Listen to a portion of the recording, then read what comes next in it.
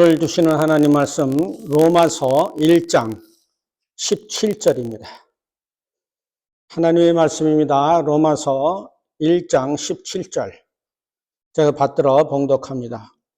복음에는 하나님의 의가 나타나서 믿음으로 믿음에 이르게 하나니 기록된 바 오직 의인은 믿음으로 말미암아 살리라 함과 같으니라. 아멘.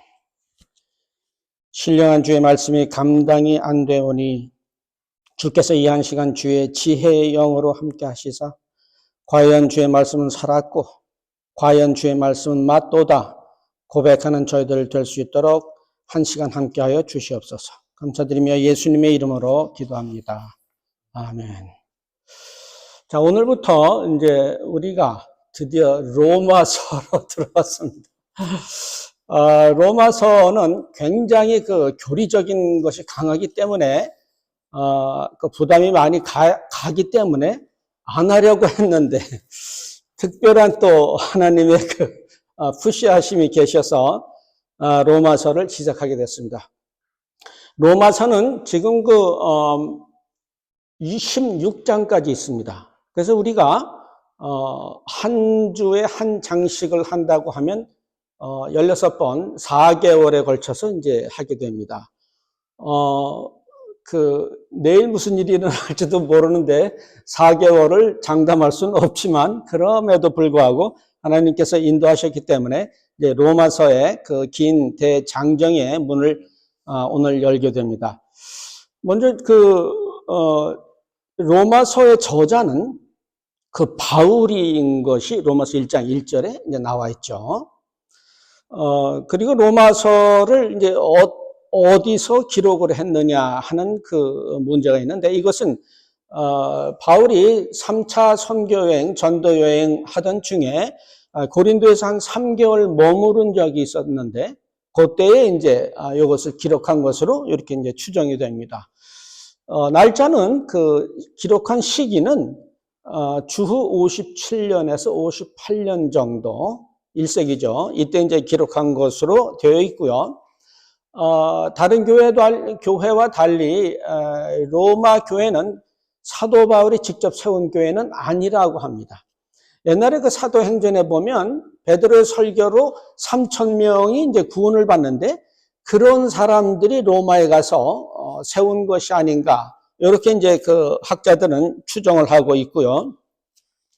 당시에 이제 로마서를 쓰게 된 그 상황이 있습니다. 그 상황이 무슨 상황이냐면 그 당시에 로마 황제 글라우디오라는 황제가 당시에 원래 유대교를 믿다가 예수를 믿게 된 사람들이 있고요. 아니면 전혀 유대교와 상관없는 이방인들이 예수를 믿게 된 이방인 출신 기독교인들, 이 둘이 모여가지고 이제 로마 교회에서 교회를 형성해가지고 이제 있었는데 이들이 배경이 다르다 보니까 서로 싸움박질을 자꾸 합니다. 그러니까 로마 황제가 시끄러워 너희들 그래가지고 유대인들 나가. 그래서 로마 바깥으로 쫓아버립니다. 그래가지고 브리스길라와 아굴라 이런 사람들이 이제 쫓아나갔던 흔적들이 이제 있고요. 그러다가 네로 황제가 되니까 들어와 이래서 들어옵니다. 그래가지고 다시 로마 교회에 이제 유대교 출신 그리스도인들이 들어오게 되니까 그동안 그 교회를 지켰던 것은 이제 이방인 출신의 기독교인들이 지켰잖아요. 가뜩이나 싸움을 하고 있는데 이제 이들이 터줏대감이 된 거예요. 그래서 이제 유대교 사람들이 들어오니까 더 싸움을 이제 많이 하게 됐죠. 근데 그 당시에 사도 바울이 고린도에 있으면서 어떤 생각을 했느냐면 서바나 말하자면 스페인 쪽으로 전도 여행을 갈 생각을 하고 있었는데 그 발판을 이룬 것이 이제 이 문화의 중심지인 로마입니다.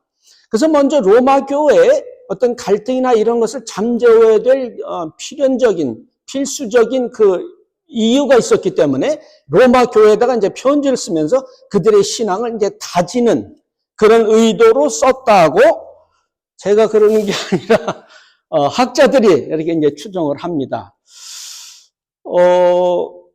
제가 여러분 기억하실는지 모르지만 고린도 전후서 얘기를 할 때는 이런 배경 설명을 안 했습니다. 그죠? 근데 지금 로마서를 할 때는 이런 배경 설명을 하는데 그 이유는 이제 사람들이 그런 그 어떤 서신서나 어떤 마태복음이나 이런 것들을 썼을 때 그 상황이나 배경 같은 것을 알면은 성경을 조금 더 잘 이해하고 그런데 도움이 되리라고 그것을 이제 알려고들 합니다. 근데 이거는요, 한번 생각을 해보세요. 만약에 그 상황을 알아야 성경을 더 잘 이해를 한다면 성경이 부족하다는 얘기예요. 그렇지 않습니까?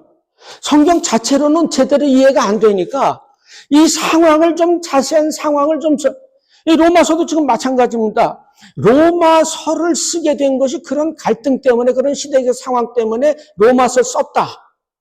그러면 우리는 상관이 없어요. 우리가 무슨 갈등이 있습니까? 갈등을 일으킬 만한 인원도 안 되는데, 상황도 안 되고 전혀 다른 2000년 전에 로마에서 일어났던 일과 우리가 무슨 상관이 있어요? 따라서 이렇게 되면 무슨 이야기가 되느냐면요. 로마서가 그들을 위하여 쓴 것이라면 로마서는 우리를 위하여 쓴 것이 아니라는 얘기가 되고, 그런 것은 우리는 그런 로마서를 우리가 읽을 필요도 없고 우리 삶에 적용시킬 필요도 없다는 결론이 나온다고요. 근데 이렇게 되면 더 큰 문제가 뭐냐면요. 제가 왜 이 말씀을 드리느냐면 그것만, 그러니까 상황만 따져가지고 하는 신학이 있습니다. 이 사람들 하는 것은 그때 그랬고 저때 저랬고 그래가지고 사도행전도요. 사도행전 이때 요 구절은 몇 년도에 쓰였고 그 다음 구절은 몇 년도에 쓰였는데 그 중간에 몇 년도에 마태복음이 쓰였다. 그래가지고 사도행전, 마태복음, 로마서, 사도행전 막 끼워놓고 엉망돼 버립니다. 그래서 말씀을 드립니다. 이와 같이 상황이 있어야 그 상황을 알아야 성경이 이해가 된다는 말인즉슨 성경만으로는 부족하고 또 그 상황이 아닌 우리에게는 그 성경 말씀을 받아들일 만한 이유가 없다는 얘기가 됩니다. 거기다가 예를 들어서 우리가 아마존 그 미 전도 종족에게 성경을 보급했다고 칩시다. 그들이 문제가 있는지는 모르지만 문제가 있다고 쳐요. 그랬을 때 그 아마존 부족이 어떻게 2000년 전에 이스라엘에 있던 이야기를 연구를 통해서 알겠어요? 지금 사냥하기 바빠 죽겠는데 그렇지 않습니까? 그래서 이런 접근 방식은 사실은 그 성경의 부족함을 인정하는 무서운 이제 과오를 범하는 겁니다. 그 단적인 예를 한번 들어볼게요. 우리 고린도전서 14장입니다. 고린도전서 14장 거기 제가 드렸습니다. 34절 볼게요. 모든 성도의 교회에서 함과 같이 여자는 교회에서 잠잠하라. 저희의 말하는 것을 허락함이 없나니 이율법에 이른 것 같이 오직 복종할 것이요. 만일 무엇을 배우려거든 집에서 자기 남편에게 물을지니 여자가 교회에서 말하는 것은 부끄러운 것임이라. 지금 우리가 교회에서 여자들이 말을 더 많이 합니까? 남자들이 더 말을 많이 합니까? 이거는 말이 안 되는 소리입니다. 그죠? 이걸 갖다가 지금 이 시대에 얘기를 하면 이 시대에 여자 대통령까지 나오는 판국에 그리고 여권 신장이 보통입니까? 그래서 심지어는 강 큰 남편 그런 시리즈까지 나오는 이런 그 현대 사회에서 이런 얘기가 지금 말이 됩니까? 교회에서도 또 여자가 더 활동하는 게 더 많고 한데 그래서 이런 것들은 봉건주의 사고방식, 전근대적인 사고방식이다라고 해서 이런 것은 도저히 현대교회에 적용할 수 없는 내용이라고 생각을 합니다. 이거 왜냐하면 사도 바울이 1세기에 썼는데 1세기 그때는 여권이라는 것 자체가 없었고 여성은 인구의 조사에도 끼지 않는 그런 시대인데 이것을 어떻게 우리에게 적용할 수가 있어요. 그렇죠? 이런 식으로 그때에 이루어졌던 상황을 성경 해석에 같이 갖다 끌고 들어오는 것은 결국 무슨 얘기냐면 그 성경을 우리의 현실에 적용할 수 없다는 결론밖에 안 나옵니다. 그렇게 되면 이것도 안 되고 저것도 안 되고 그런데 사실 성경은 전부 2000년 전에 쓰였지 그 후에 쓰여진 게 어디 있어요? 그렇다면 결론적으로 말해서 성경에 그 어떤 것도 절대로 우리의 그 상황에 적용시킬 수 있는 건 하나도 없다라는 결론이 나오기 때문에 이렇게 상황과 함께 반드시 상황을 통해서 성경을 해석해야 된다고 하는 것은 굉장히 무서운 과오를 범하는 겁니다. 그래서 저는 일부러 상황을 따지지 않습니다. 왜냐하면 상황과 전혀 상관없는 우리의 현실에 성경 말씀을 적용하기 위해서는 상황을 자꾸 끌어들여서는 안 되기 때문입니다. 상황을 끌어들여서 성경을 해석하는 것은 첫 번째, 하나님 말씀이 아니라는 생각을 하는 겁니다. 이게 왜 하나님 말씀이 아니면 사람이 썼다는 거 아니에요. 그러니까 그 당시에 썼다는 거 아니에요. 근데 성경은 하나님이 쓰신 거예요. 그러니까 사람이 썼으면 2000년 후에 세상이 어떻게 바뀔지 몰랐기 때문에 그렇게 썼다고 쳐요. 그런데 이걸 만약에 하나님이 썼다면 하나님이 2000년 후를 몰라서 이걸 썼겠어요? 그런 얘기가 되잖아요. 그 성경을 그래서 사람이 썼다고 하는 생각 때문에 그런 상황적인 분석을 해야 된다는 것이 이들의 이제 과오고 이제 미스테이크인데 성경은 사람이 쓴 게 아니고 하나님이 쓴 것이고 한 글자 한 구절이라도 헛되이 내려지는 것이 없는 것이 하나님 말씀의 특징이잖아요. 그죠? 그래서 하나님 말씀인 것이 성경이라는 것을 우리가 확고한 그 신념을 가지고 있어야 되고요. 예를 들자면은 여러분이 아시는 그 빨간 글 성경이라는 책이 있어요. 그죠?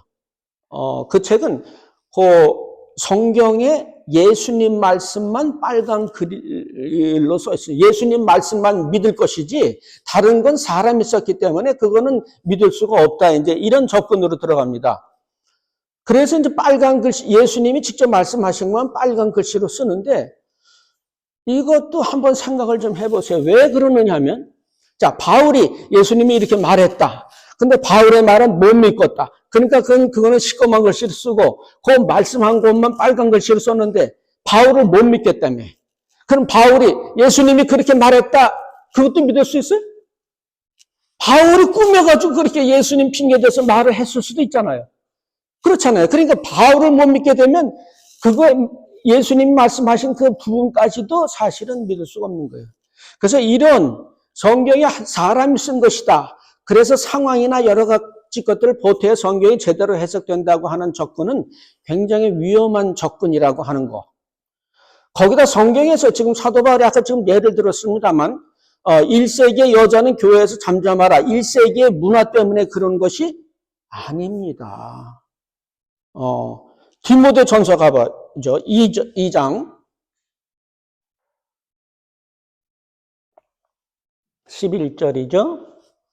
여자는 1절 순종함으로 종용히 배우라. 이제 조용히 배우라는 거예요. 말하지 말아라. 여자의 가르치는 것과 남자를 주관하는 것을 허락지 아니하노니 오직 종용할지니라. 근데 그 이유가 뭐냐면 1세기여서 그랬다가 아니고요. 이 시대가 지금 그런 시대가래서 그랬다는 게 아니고 이는 하나님이 아담이 먼저 지음을 받고 이와가 그 후며 그러니까 남자를 위하여 여자가 만들어졌지 여자를 위하여 남자가 만들어진 게 아니라는 얘기입니다. 그러니까 창조 질서가 일단 그렇다는 얘기라고요. 그 다음에 아담이 꾀임을 보지 아니하고 여자가 꾀임을 보아 죄에 빠졌느니라.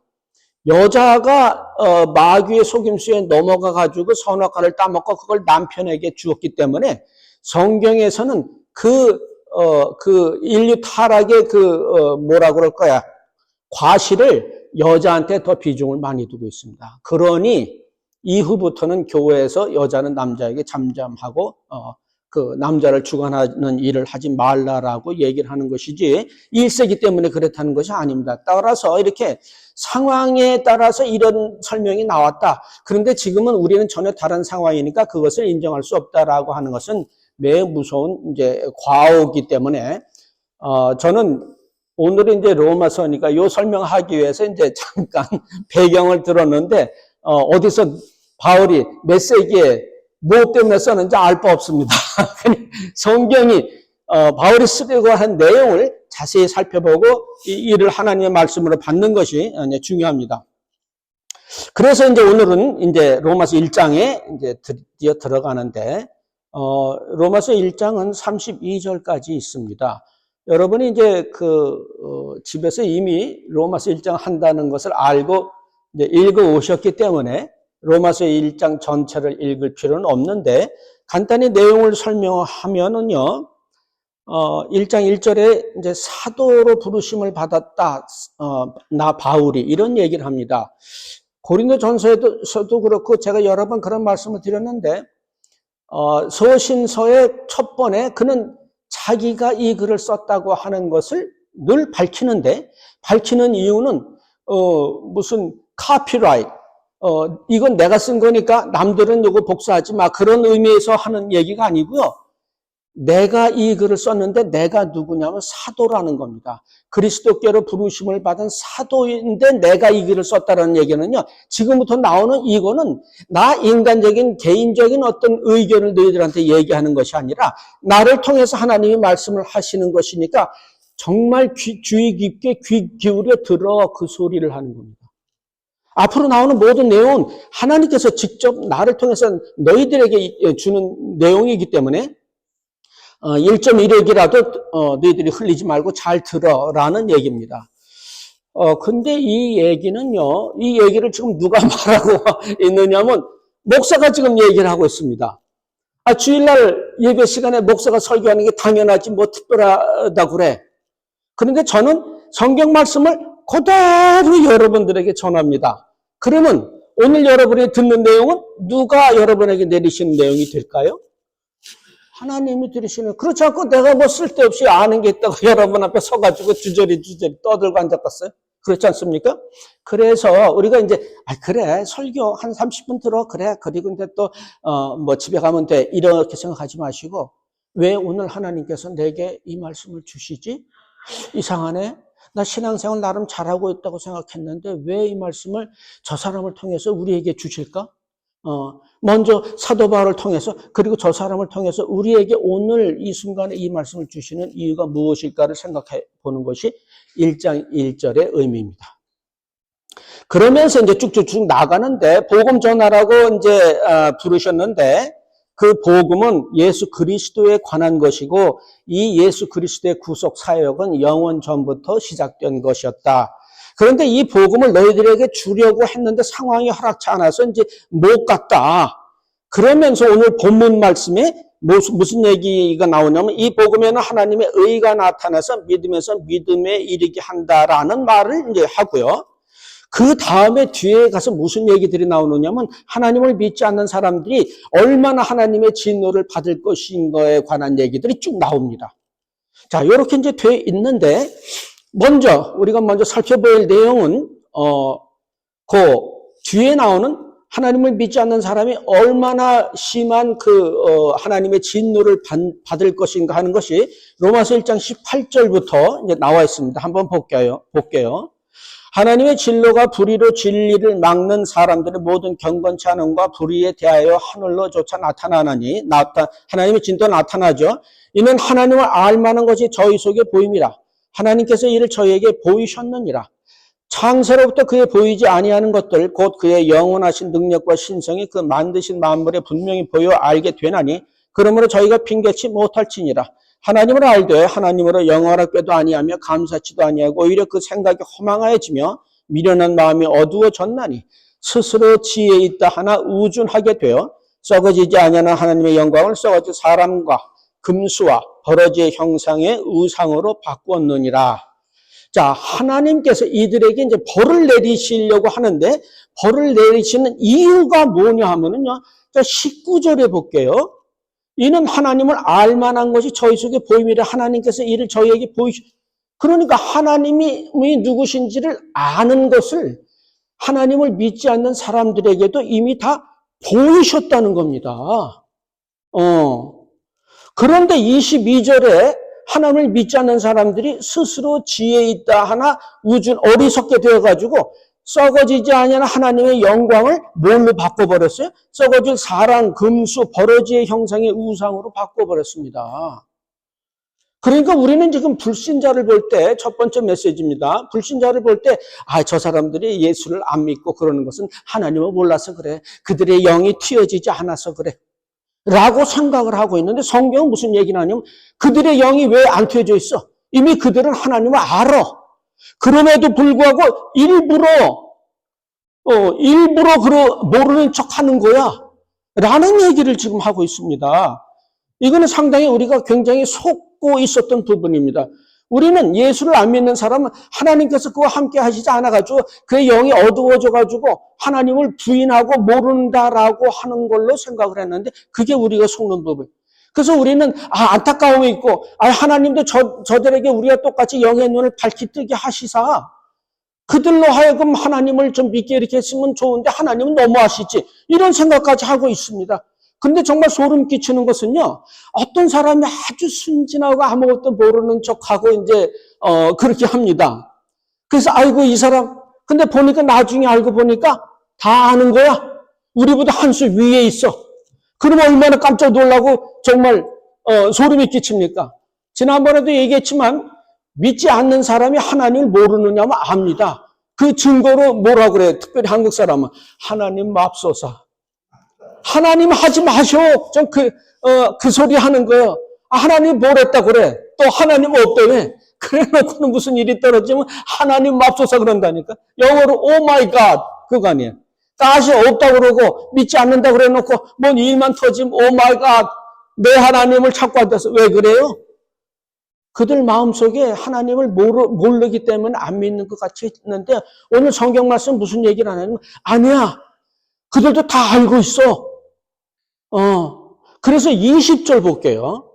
창세로부터 그에 보이지 아니하는 것들 그의 영원하신 능력과 신성이 그 만드신 만물에 분명히 보여 알게 되나니 그러므로 저희가 핑계치 못해. 나 하나님이 있는 줄 몰랐어. 이렇게 핑계대잖아요. 성경에서는 핑계 못 대. 다 알려줬잖아. 다 알고 있는데 일부러 안 믿었잖아. 21절 하나님을 알되 하나님으로 영화롭게도 하나님 안 돼요. 그렇죠? 하나님으로 영화롭게도 아니하고 간섭지도 않고 오히려 그 생각이 허망하여지며 그래서 아까 얘기했지만 썩어지지 아니하는 하나님의 영광을 썩어질 사람, 금수, 버러지의 우상으로 만들어버립니다. 이게 지금 참 무서운.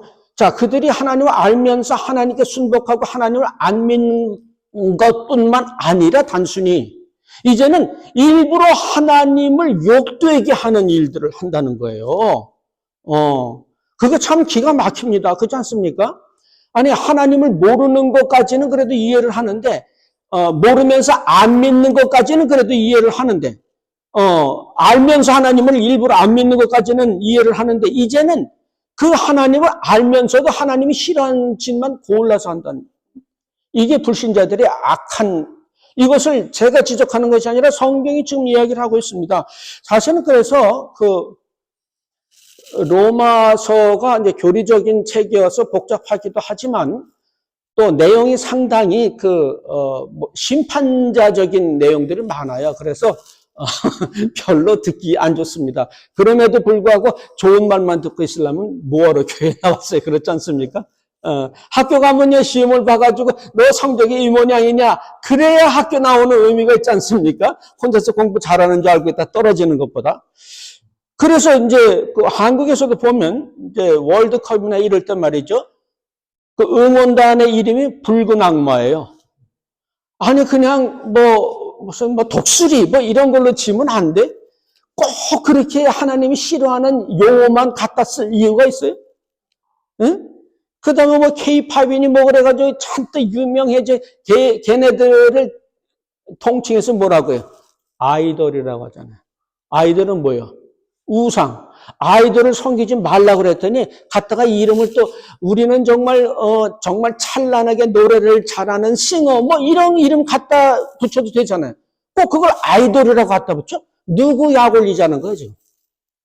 이게 인간의 불신자들의 모습인 겁니다. 여러분이 그들을 불쌍히 여기는 거 좋습니다. 그러나 인간은 생각보다 그의 죄성이 깊습니다. 그리고 그들은 믿지 않을 뿐만 아니라 일부러 우리를 약올립니다. 그러니까 제가 말씀드렸죠. 여러분들 교회 다니고 이제 제가 제일 많이 듣는 게 그 직장 잘 다니다가 뭐로 목사를 했냐? 너 후회하지 않냐? 이런 거. 그럼 얼마나 열받는지 아세요? 아니 세상에 지 눈에는 내가 후회할 짓을 했지만 그렇습니까? 아닙니다. 늘 말씀드립니다. 나라가 이 모양이 됐는데 친일파가 돼가지고 잘 먹고 잘 살면 되겠습니까? 생명을 걸고 목숨을 걸고 내 자식 국면 있더라도 나라의 독립을 위하여 분연히 일어나야 되는 것이 대한민국 사람이 지금 내 일본 사람 욕하자는 게 아니라 그런 거와 마찬가지로 이 세상이 지금 죄악으로 물들고 있는데 나 혼자 잘 먹고 잘 살면 끝나는 거예요? 죽어가는 불쌍한 영혼들을 구원하는데 내가 가만히 있으면 되는 거예요? 그런 마음을 그들이 이해를 안 하는 것까지 좋아하거든. 왜 약을 올리냐고 꼭. 그렇지 않습니까? 여러분들이 그들 위해서 기도하는 것은 좋습니다. 그러나 그들로 하여금 하나님 알게 해달라 그런 기도보다는 그들의 고집을 꺾을 수 있도록 기도하는 것이 맞고요. 이제는 여러분의 사람을 바라보는 시각을 이제는 완전히 바꾸실 때가 됐습니다. 성경은 분명히 얘기를 합니다. 그들은 하나님을 알지만 일부러 모르는 척하고 있다. 그래서 그들에게 가서 여러분의 빛된 모습, 여러분의 소금된 모습을 보임으로 그들에게 예수 그리스도를 전하는 여러분 되셔야 됩니다.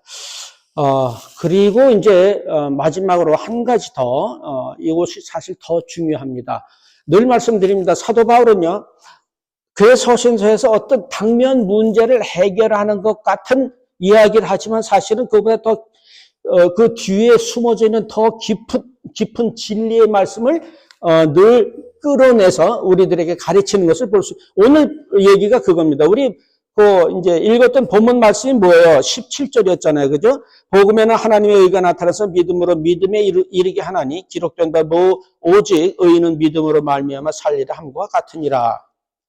요게 지금 이제 문제입니다. 요게 왜 문제냐면요. 일단 믿음으로 믿음에 이르게 한다는 게 무슨 뜻인가? 그리고 또 믿음으로 말미암아 의인은 믿음으로 말미암아 살리라는 이게 도대체 무슨 뜻인가? 먼저 믿음으로 믿음에 이르게 하나니라는 요 말은 요 앞에 믿음과 뒤에 믿음은 원어로도 피스테오라는 같은 말입니다. 같은 히라보를 썼습니다. 그런데 앞에 믿음과 뒤에 믿음은 다릅니다. 이것을 같게 놓을 수가 없는 이유는 예를 들어서 내가 지금 서울에서 서울로 가. 그럼 말이 됩니까? 서울에서 부산으로 가야 이래 말이 되는 거고 부산에서 서울로 가야 그래 말이 되는 것이지 부산에서 부산으로 가. 그건 말이 안 됩니다. 같을 수가 없어요. 우리가 늘 말씀드립니다만 인간이라고 하는 것도 이 인간이라고 하는 단어가 어디에 놓이는가에 따라서 뜻이 바뀐다고 그랬잖아요. 나도 인간이야. 별 수 없어. 먹고 살아야지. 그러면 그때 인간은 나도 동물과 별 차이가 없어. 그저 먹고 자고 싸고 하는 수준에 불과해. 그런 의미의 인간이었고요. 내가 인간이야. 이거 왜 이래?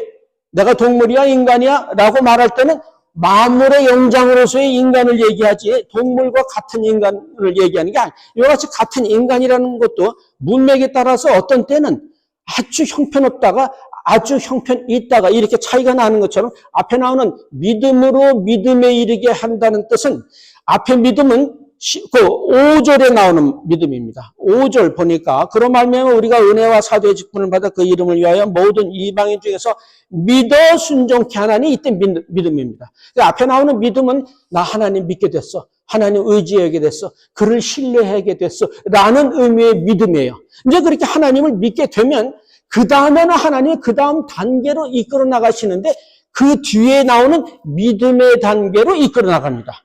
그러니까 앞에 있는 믿음은 우리가 하나님을 믿는 그런 믿음이에요. 믿게 된 믿음이에요. 그런데 그 뒤에 나오는 믿음은 의인은 믿음으로 살리라 하는 그 믿음과 같은 의미의 이제 믿음입니다. 그러면 이제 이것이 무슨 믿음을 얘기하는가를 찾아내야 됩니다. 요것을 찾기 위해서 우리는 어디로 가야 되느냐면 하박국으로 갑니다. 하박국 2장 3절입니다. 이 묵시는 정한 때가 있나니 그 종말이 속히 이르겠고 결코 거짓되지 아니하리라. 비록 더딜지라도 기다리라. 지체되지 않고 정령 응하리라. 보라 그의 마음은 교만하며 그의 속에서 정직하지 못하니라. 그러나 의인은 믿음으로 말미암아 살리라. 이 구절을 사도 바울이 지금 로마서에서 끌고 나오는 겁니다. 그런데 마태도 그렇고 뭐 성경에 있는 저자들이 전부 구약에서 어떤 것을 인용할 때는요. 왜 인용을 하느냐면 이거를 일일이 다 설명하자니 너무 길어져.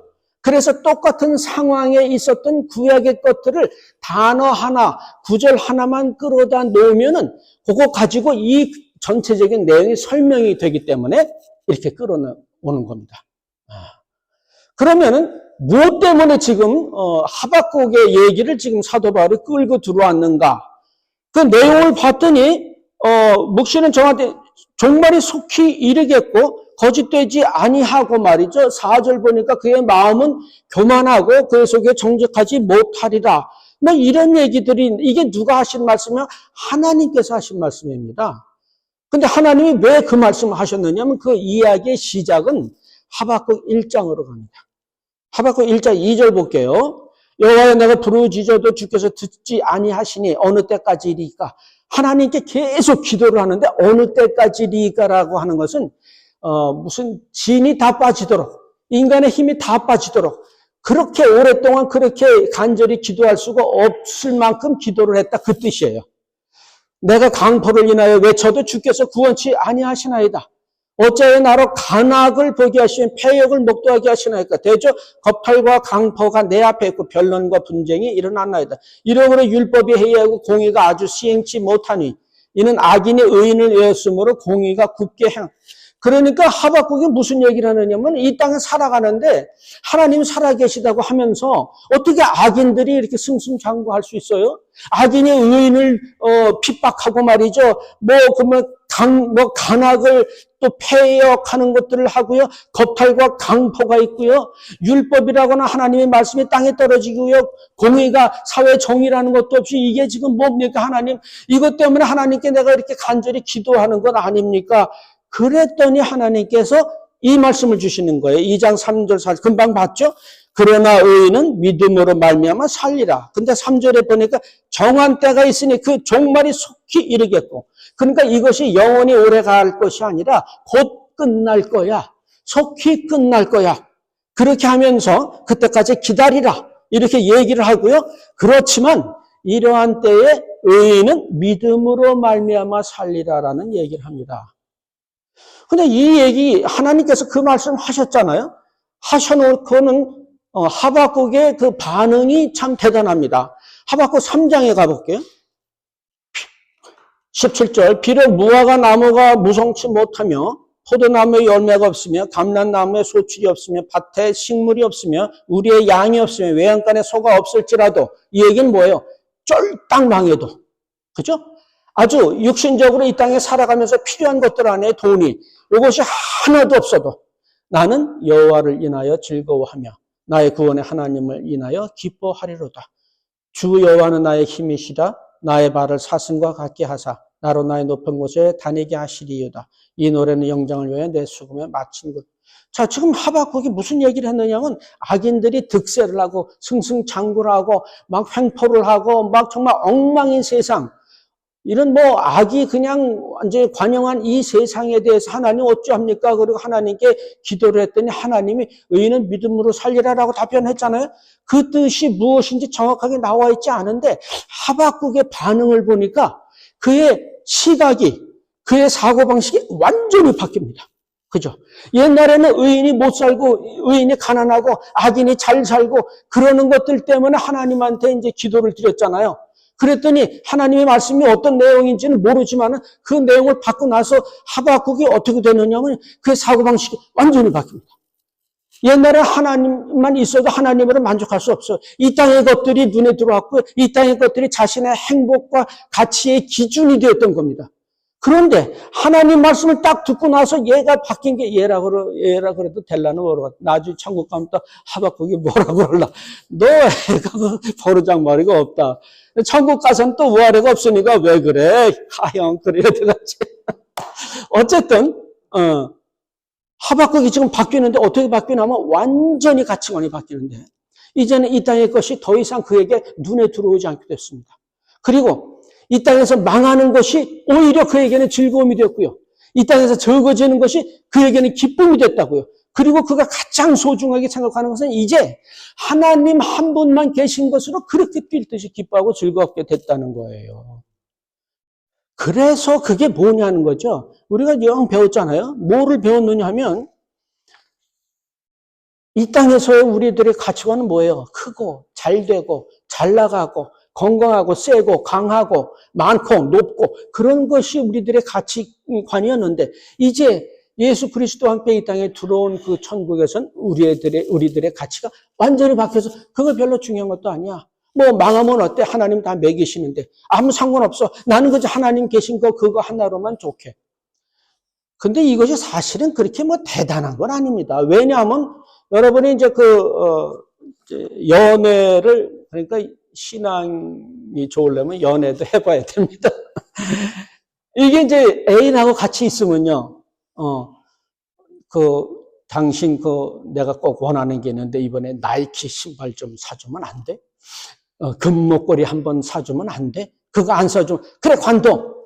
그게 사랑이 아니에요. 그런 거 아무 상관없습니다. 그저 나는 어디를 가든지 당신과 함께 있으면 좋게. 그렇지 않습니까? 근데 우리의 신학이라고 하는 것은 항상 어떠냐면 하나님만으로 만족하지 않습니다. 하나님이 주시는 복이 더 우리의 기쁨의 원천이 됩니다. 그렇지 않습니까? 그러나 정말 하나님을 믿는 사람이라면 그런 거 필요 없습니다. 그게 무슨 상관이 있겠어요? 하나님 그분만 있는 것으로 이미 나는 만족하고 이미 나는 행복한 거 아니에요? 그 지금 하박국이 그런 상태로 변한 겁니다. 그래서 지금 무슨 얘기냐면 믿음의 의인은 하나님을 믿는 사람은 믿음으로 살리라라는 얘기는 사실은 믿음의 나라에서 살리라라는 뜻으로 번역해요. 왜냐하면 지금 천국의 모습이 하박국에게 지금 나타난 모습이 되어버렸잖아요. 그죠? 그런데 이제 중요한 것은 이런 모든 내용들이 지금 뭘로 기록이 되어 있느냐 하면요, 속히 임하리라 하는 미래, 아직 오지 않은, 속히 올 것이다, 아직 오지 않은 것이다, 라고 이제 기록을 하고 있습니다.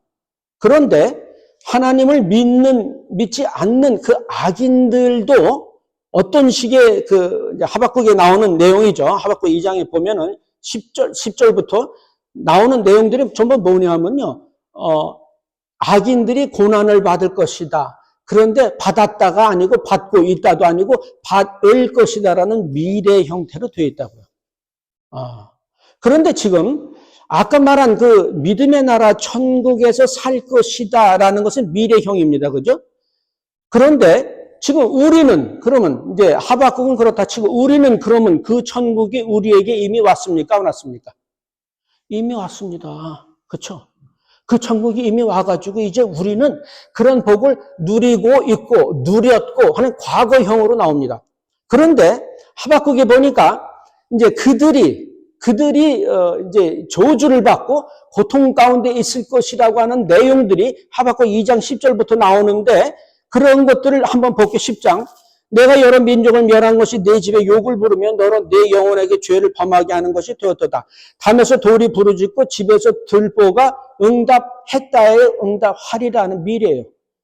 그렇죠. 12절에서 건축하는 자에게 화 있을진저, 화 있다가 아니고 있었다가 아니고 있을 것이다.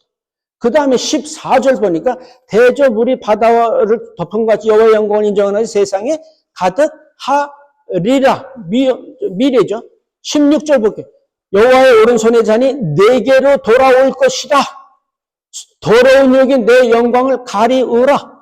또 17절에 보니까 강포를 행한 것이 내게로 돌아오리라. 전부 미래형이잖아요.